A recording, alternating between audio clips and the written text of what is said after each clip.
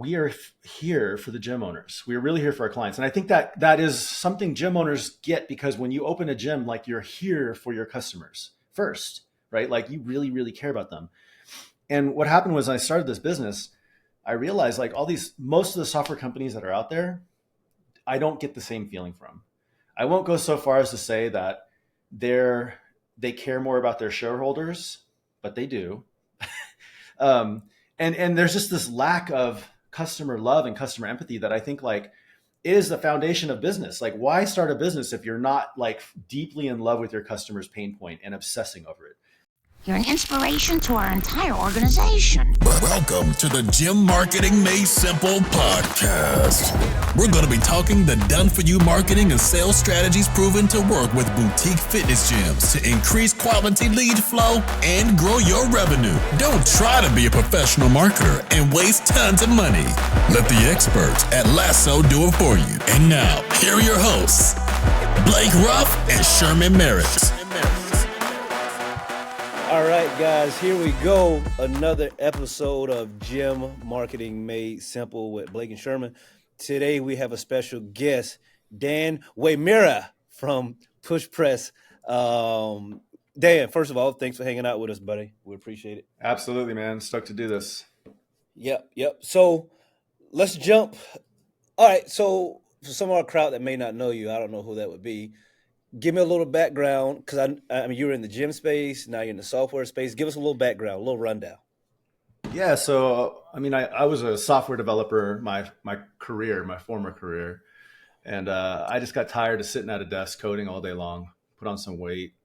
Grew up as a typical kid, playing football on the streets, working out, yada yada. So I don't know, I just want to get back to my roots. I just found a craving to it. Opened a gym when I got laid off at one of my coding gigs. And I guess you can't take the programmer out of the kid, and, like, opened the gym immediately, like, wanted to use software, didn't really like the software that was out there, and just decided to build my own. And I don't know, 14, 15 years later, long time later, here we are. Yeah. No, I get it. What was the name of your gym? Because when you said, I'm going to remember, but My first gym was LAX CrossFit. My second gym was Torrance CrossFit, or Torrance Training Lab. That's still around today. Okay, see, actually, both of them are still around today. Correct. Okay, I was about to say, see, that's what I knew you from, Torrance. Gotcha. Okay. Yeah. Gotcha. Okay. All right, man. So I want to talk about where do you see the software industry improving a lot these days? Because, obviously we work, with you guys, our clients, like, in 2024, almost 2025, there's still people that don't have a CRM, that own a gym, which absolutely blows my mind. But let's talk about some of the areas that you're seeing or expecting some big improvements with the software. Yeah, I mean, just in general, I think one way to frame the mindset of software is it's technology's job, and this goes all the way back to, like, the early, like, cars, but it's technology's job to democratize access to what rich people used to have. That's just the easiest way to frame it.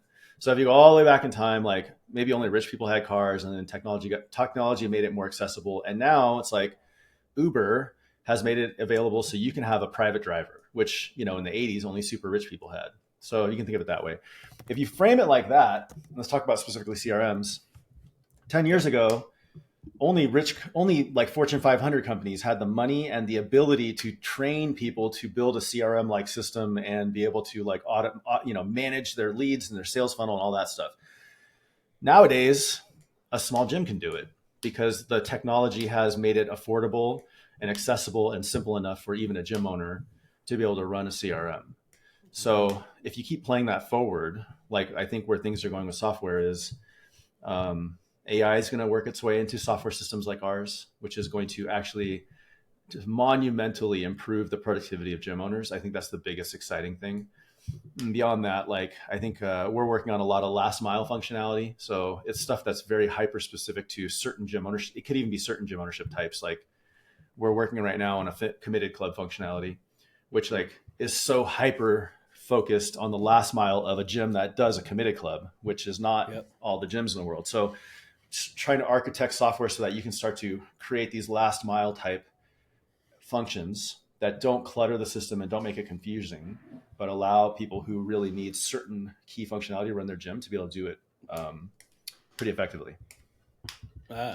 Okay, yeah. So that brings me to a question, because I think it might lead into it well. What is the most important metrics like to track as a gym for, not only churn but like growth as well, that you've seen through Grow and Core and all that? And I know I just saw your numbers yesterday of the comparison, or 2 days ago, the CrossFit to the micro gym. But yeah, like what are some things? Because I think that's a big thing we get on calls all the time. And people are like, still to this day, they don't know what, like 2 to 3, or what's the most important one for a gym to be knowing. I think something that isn't really widely out there yet, but we'll be working hopefully at least on the education of this. I don't know about the product side of it, but there's this general concept of a financial growth model, which is basically just I like to put everything in the terms of a gym owner, because we do this at our gyms. Like if a client came in and they said like, I want to do fitness, you'd be like, well, first of all, what do you want? Do you want to get stronger? Do you want to lose weight? Like there has to be a goal in mind. And then we work backwards from that to be like, okay, you want to lose weight. How much weight are we thinking?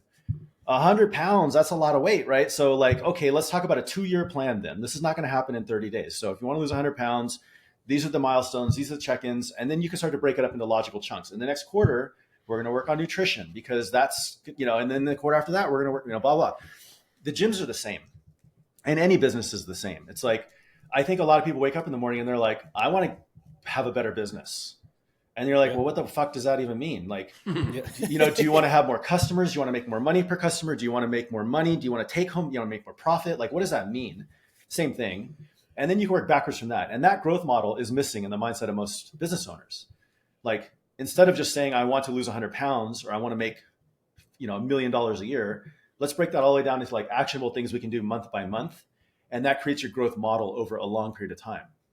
So if you want to become $1 million gym, that might just mean you want to be +5 on members who are paying you an average of $200 a month. And so that would be a plus $1,000 a month over 2 years. Like, let's just do that over 2 years. Yeah. That mindset, I think, is missing in general. And I think that's something we need to focus on.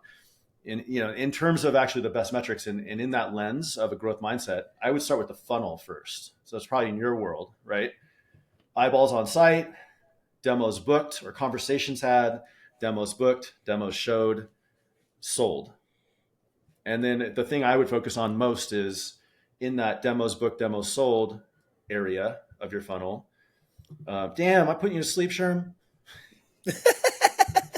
in that demos booked, I would actually hone in on the lost demos, like not sold one, sold lost, right?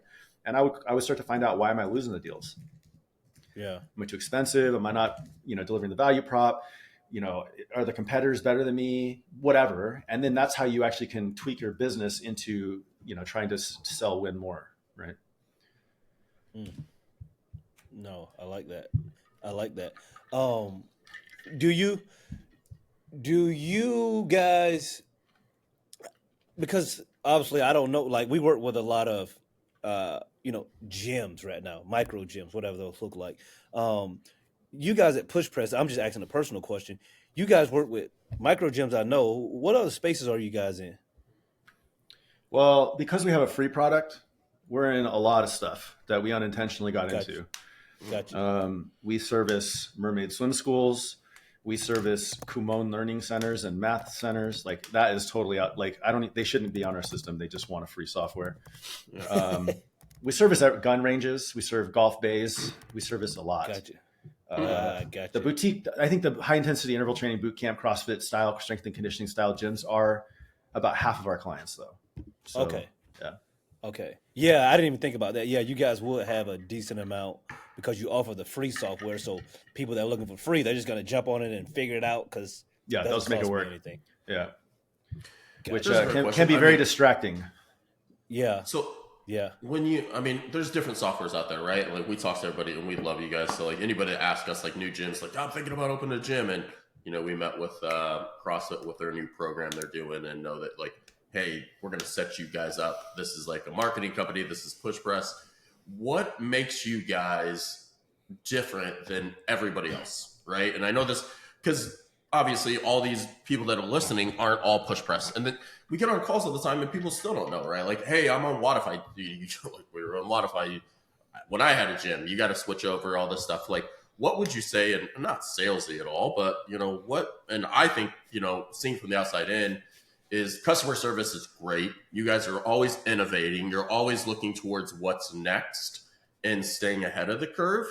But also, like, what like getting to talk to you, what is really, the nuts and bolts of like, hey, how we're different? I think it all starts from the centerpiece of I am a technologist who owned a gym. And then from there, we've just really developed this culture of we are here for the gym owners. We're really here for our clients. And I think that is something gym owners get, because when you open a gym, like, you're here for your customers first, right? Like, you really, really care about them. And what happened was, I started this business, I realized, like, most of the software companies that are out there, I don't get the same feeling from. I won't go so far as to say that they care more about their shareholders, but they do.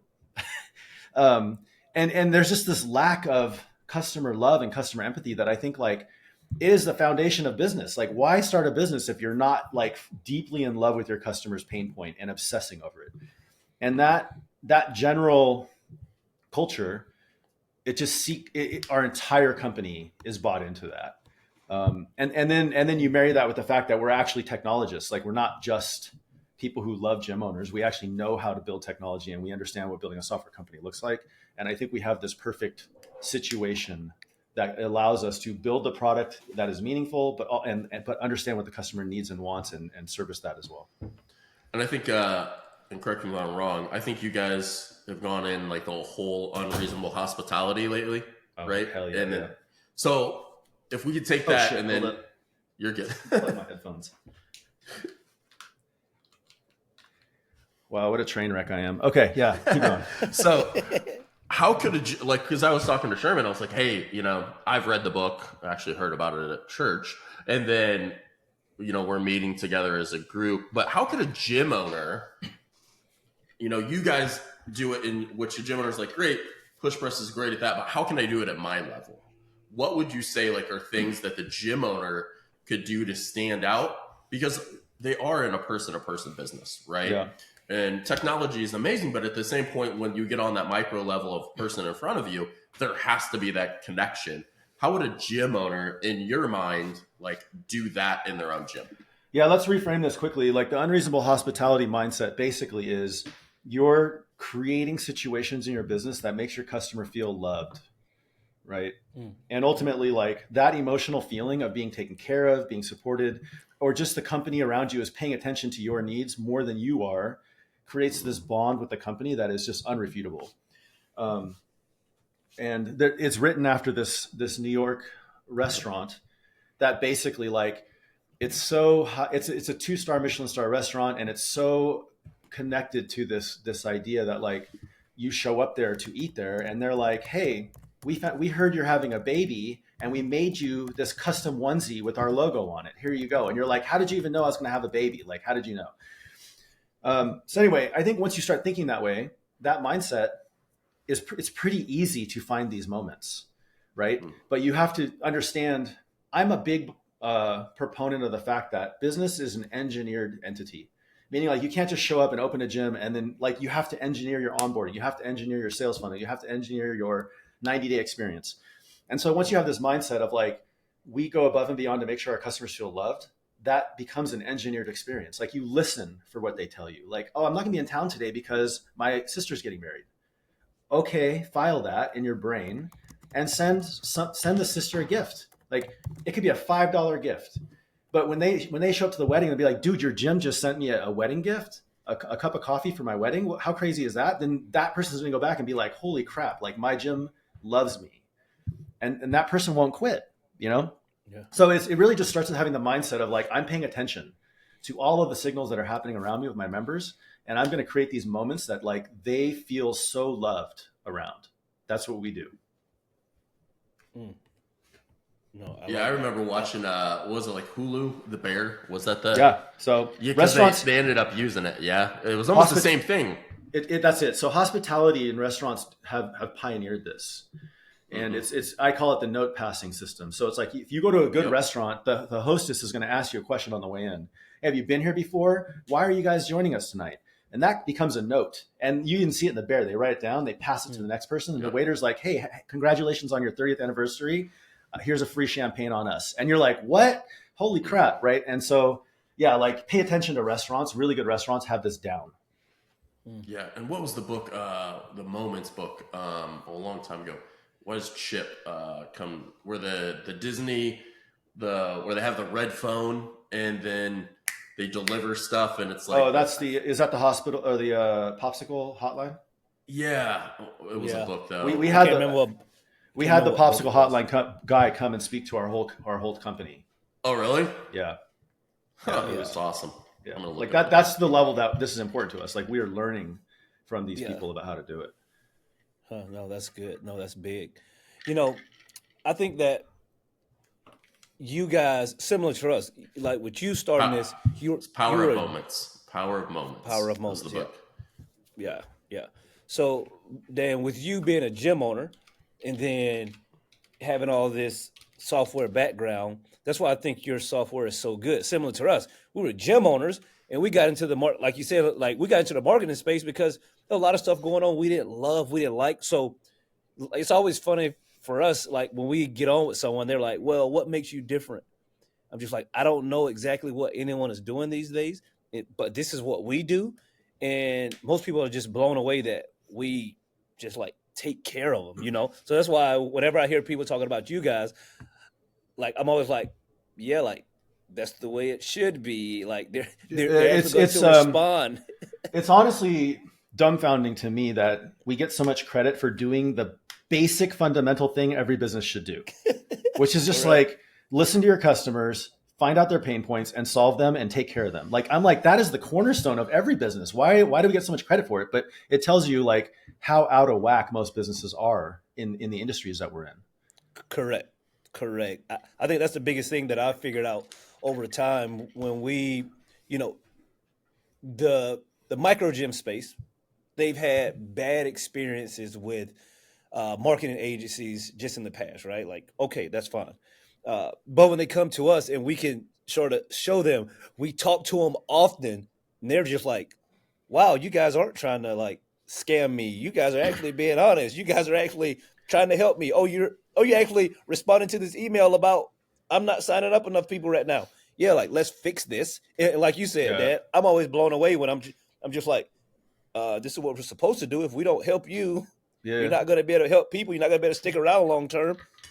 Your success is our success. So yeah, like I think that's one of you guys' biggest things that sort of started way back when you started being a gym owner that really cared, and then it just builds on itself to where it is today, which is pretty cool to see. It is interesting. I had to reflect on this for some of the keynotes that I do, but I feel like fitness is one of the biggest offenders industry-wise of it's just powered by fad after fad and company that's looking for the quick grab. Even when it comes down to the marketing companies or the gurus or whatever, it's just like there are people who come in for a quick money bag grab and then just dip out. And I think it's perpetuated from the top down because it's like, think of what are the most long-standing companies in fitness and compare that to the long-standing companies of, like, I consider fitness to be a cornerstone industry of America, but also as travel, airlines, also as cars and computing, right? And compare like the cornerstone companies and all these guys compared to what do we have? Equinox, and that's been around for like 20 years, 25, 30 years, maybe. Like there are none. Like we have Tybo and Shake Weight and fucking Bowflex. And like, we have all these companies that like come in, make some money and just, we're gone. We sell it to PE and get the fuck out of here. And that's the problem with the whole industry. So everyone's worried and they're like waiting for us to pull rugs on them. And it's just, like we have to build a long-standing company.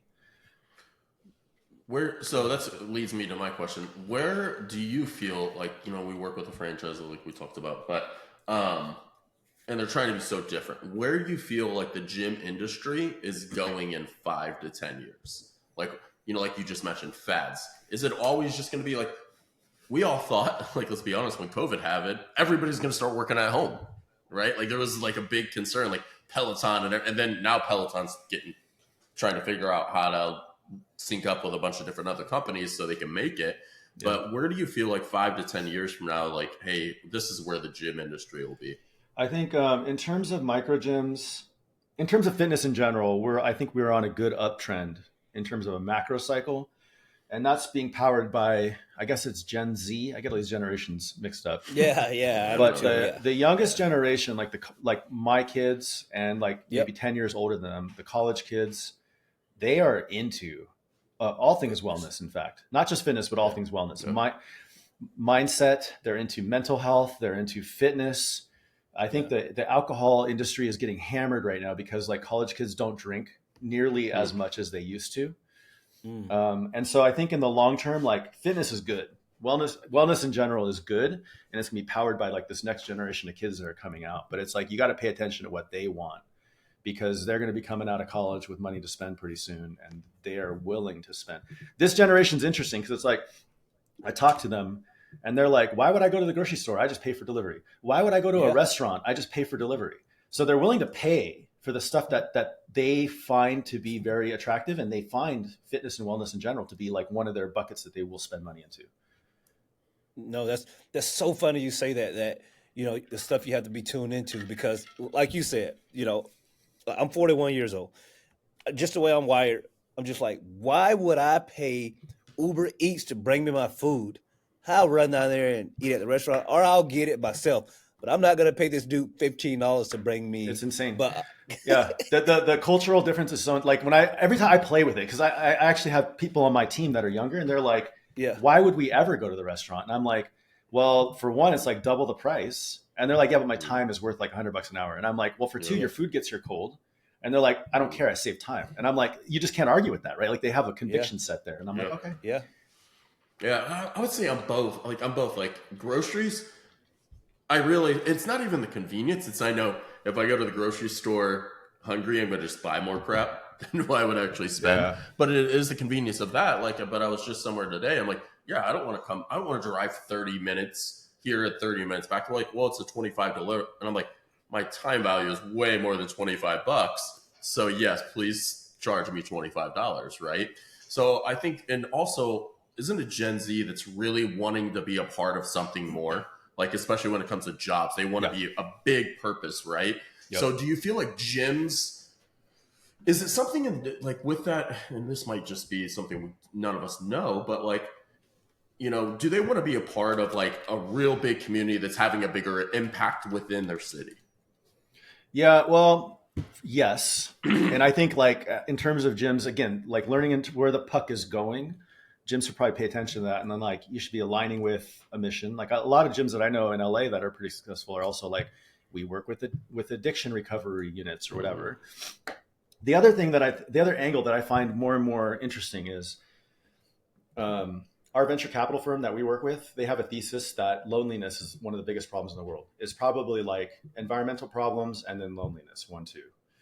And what I realized when they were kind of telling me about this thesis is our gyms solved that.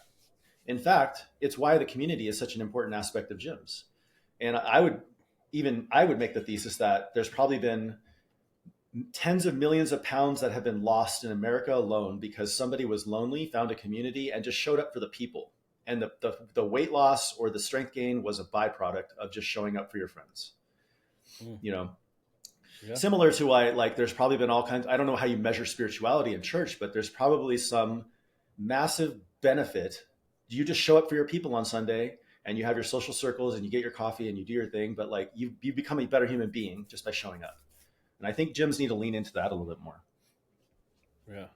No, I like that. I like that. I definitely think, we hear it all the time, especially in the micro gym community. We know that the community is important, right?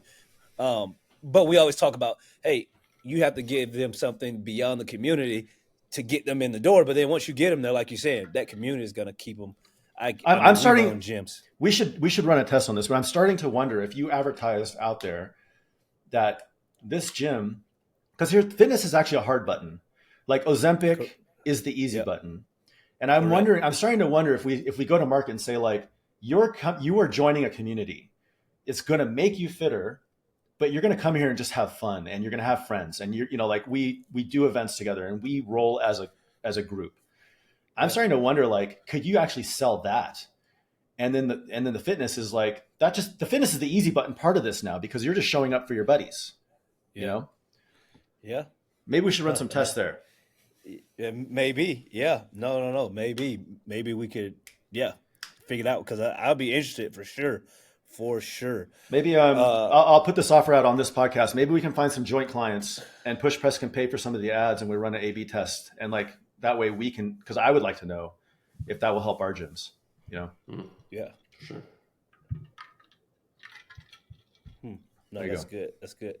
No, that's good. So, I think, moving forward, as we, us, I'm talking about Lasso specifically, as we continue to work with you guys, help your clients, we're seeing that with the way that you guys keep data, the way that you guys just help your clients, when it doesn't matter where they really start with you guys, if they really dial into what you're offering them to help them get to that next level, it seems like some of these gyms just skyrocket so quickly, which I know that's not everyone. Like, for instance, we had, I don't know, I mean, there's been so many of them, but like, I'm always surprised when a gym, they may come and say, yep, we just started with Push Press, we're doing 15 grand per month. And like, they're just like they just love you guys CRM so much, because they are coming from someone that's like Waterfly, Zen Planner, that's not really a CRM, but they sort of think it is. But then when they get these touch points and they get these workflows, how do you guys onboard people to sort of educate them on that? Because I think that's a big piece of it. Some people don't even know. They're just like, I don't even know what a CRM, like, what does it do? Does it text? Does it email? Yeah. How does it work? Like, how do you guys onboard folks? I mean, to be honest, the onboarding part to me is the most critical of every business. This could be in the gym too, right? I actually did a reel on this just the other day, where it's like, if you don't onboard somebody correctly, it sets them up for failure. Yep. The problem with onboarding, especially in our space, is like a lot of people come in, they talk to the sales team, they get really excited about like the big problems they have, but they don't realize like the whole big picture has to be solved. And then it's like, they get into the onboarding team and they're like, oh, I'm too busy for this. Oh, can we just set it up later? Like, I don't want to deal with this because I've got other things to do. And what they don't realize is like, this is actually the most critical piece of this entire equation. Because if you don't set this up right and you don't understand what we're doing, we're just setting ourselves up for failure. So our onboarding team honestly has the biggest challenge. I was just chatting with one of the team members today, like trying to understand this, because they have to overcome this human nature of like, I just bought this thing. Just do it. Just set it up for me. I don't care. And it's like, no, you have to care at this point. So like what we've actually found, we test everything, right? And that's the culture we have. What we found recently is group onboarding actually works better. And that's, again, I think it's this community thing. Like, you land in this group chat, there's like 6 other gym owners with you. You're all learning together. It becomes a group endeavor. And what we found is most of the time that these group ones are doing way better, and it's more efficient for us. Like, we're helping 6 people. Like, we can put way more time into this if we're helping 6 people at once. So like, that's our latest finding is, and again, I think there's something around community and learning with like sharing time with people that is interesting here that I think is starting to work. Good. No, I like that. Dan, I know you're way deeper in this than me. So how do you see, like, I see AI, like, obviously it's going to be big and it's already big, but how do you foresee AI, but like, where does AI come in and where does the human connection come in, right? And how do they work intertwined, right? And as a gym, what do you automate, and then what still needs to be like, hey, this is a real person? Yeah, I mean, AI in our space is really going to be a human supplementation tool, in my opinion. You can't just turn on AI on autopilot, walk away from your business, and expect it to be there, right? It won't happen. But what it can do is it can, like, there's different layers to this, right? The most basic layer, which everyone's probably using today, is like, oh, I got to write an email to this client. Can you help me make it? And like, here you go. And, that saves you 5 minutes a shot, saves you a lot of thinking, right? Which is cool. And really, if you just send out 20 emails and they're 5 minutes a piece, That's 100 minutes, right? Yeah. That's like 2 hours of your time that you're buying back in seconds. That's great. Yeah. Where I think the next level of it is like marrying that directly into process. So like Committed Club, we're building this Committed Club feature. I've already told them, like, I want there to be an AI piece attached to this where, okay, a bunch of people make the Committed Club. Well, now you've got 20 emails to send out, right? That could, because Committed Club as a software feature knows who made it, knows their email address. It could be like, hey, I pre-drafted all of the winner of the month emails, review them. Here you go. Send them one by one or send them as a batch, or don't review it at all and just send them as a batch. But I did the work for you because I know this email has to go out. Like that's how you now can attach all of that into a process that makes sense. That's like the next layer of it. Beyond that, these AI agents, again, married to the data and understanding the process and the systems that are being run, can start to become smarter, meaning like, oh, hey, Sherm, you know, like while you were sleeping, we looked over your data and like, these are the things you need to do today. Mm-hmm. I've already kind of pre-teed all this up for you. It just, you can either click it and send it, or you can write it yourself. Like, these are the things that you need to do. And I think that's kind of like the next level of software, which is becomes more of a push model as opposed to a pull. So you don't have to wake up in the morning and be like, what do I need to do today? And let me start filling out some forms to get them done. It's more like it's all done for you, just to prove it. Right. Yep. Yeah. But I don't think you could take the human out of it, because of if you go too much autopilot, your client's going to come up and be like, hey, like, thanks for sending me that email today. And you'll be like, what email? I don't remember. I don't know what you're talking about. You got that problem. For sure. Yeah. So. Yeah. And I like that too, because I've heard that too, is like, it's going to read through your emails and task and be like, here's their 5 ones. Do you want to respond to them? Yeah. Already pre-drafted, like, and then just like, and that's how I would say, even for us, like, I'll write the content, like the bones of it, use AI to like craft the ideas, then edit it again into the brand voice a little bit, right? Yeah. And like you said, AI then learns also your voice a lot more, and so you can make it what you want as well. I think so. Here's the tricky thing. AI, as it stands today, AI doesn't learn, but a lot of people think it does. So that's the scary part. Like, it only learns whatever's in the context of the frame of the conversation you're having. Mm-hmm. You always have to so for it to learn, you have to re-pipe back in all the stuff that you have been doing, or keep one chat going forever. And even then, it starts to truncate off the back end of it. Yeah. So AI does not learn. But where the mystique of that is like through systems like us. Like, if we keep keeping data and we know what is important to pipe into it to create that, it's like immediate learning. So it's like you start a new chat, it's instantly stupid. And then you have to like reframe it. Like, I'm a Jim, I'm in Torrance, I have this many clients, these are my ideal clients, blah, blah, blah. All that stuff has to be repiped in at the beginning of every conversation, but software can just do that automatically. Mm-hmm.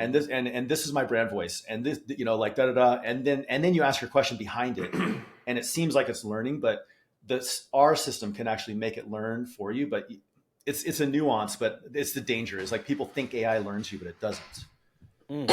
So here's a question for you, because I see this all the time, right? And so you can just be like, yeah, that's total BS. I hear people be like, ask AI to, or answer these 5 to 10 questions for AI, and it will know your brand voice. So you're basically saying like that it doesn't really do that. You just have to you have to refresh it every time. You have to tell it every time. Like, every new chat you do is completely stupid. Got it. So you know what? Hold on. Let me rephrase that. I think OpenAI and these companies are getting to the point where you can probably save key chunks that it can reuse. But again, you have to think like OpenAI is so generic. You may not want it to remember everything about you. You might be an agency who's working with 18 different clients, and that would be bad, right? So it's like they're making a Swiss Army knife. And if you want it to be a machete, you've got to do specifically what you want it to be machete, right? Gotcha. So I think that's a good thing for you. I mean, it's a huge piece for people that use AI to, hey, just use the same conversation if you want it to be in that brand voice, right? Yeah, what I do is I have a Notion library documentation where it's like I have pre-written pre-prompts. Yep. You know, like, what is push press? Who do we serve? What do we do? Blah, blah, blah. Like, that always goes at the top of every chat that I do, because everything after that is important that it knows what push press is, right? So you can just write a bunch of chunks and be like, oh, I'm hiring today, so let me get my hiring chunk. We're push press. We hire these type of people. This is our culture and our mission, our vision, our values. Da, da, da, da, da, boom. And then I'm hiring this type of role. You know, here's their resume. What do you think, or whatever? You know. Okay. No, I like that. No, I Good like to that. know. That was good. Dan, I'm going to finish up with this. If someone doesn't, let's just say someone doesn't know what push press is, I'm They going to live let on an you. island in the middle of nowhere. I'm going to let you sell them. Why should they come to you guys instead of going to someone else? I think the most important thing is kind of the stuff we touched on earlier. Like we understand what it is like to run a gym, and we're intentionally building a company where people give all the fucks about your business, right? And I think it won't take like you. I highly encourage people to talk to 3 to 5 gym softwares if you're in the market for it, and go with what your gut feels. And in general, I can confidently say your gut will probably feel like we're a right company, maybe not the right, but we're definitely in the consideration set, because there will be no way you can talk to someone in this company and not understand how much we care about you as a business. This is what we do. Yeah. Okay. That's good. That's good. That's good. Well, guys, as always, tell a friend to tune in, and we will chat next week. And Dan, thanks for hanging out with us, buddy. We really appreciate it. Cheers, y'all. Thank you. Yeah. Thank you for listening to the Gym Marketing Made Simple podcast with Blake Ruff and Sherman Merricks. We hope you enjoyed. We believe marketing should increase revenue and not waste money. So book your free call today. Head on over to lassoframework.com. That's LASSOFRAMEWORK.com and find the right words, get more customers, and increase your revenue. We'll see you here next time.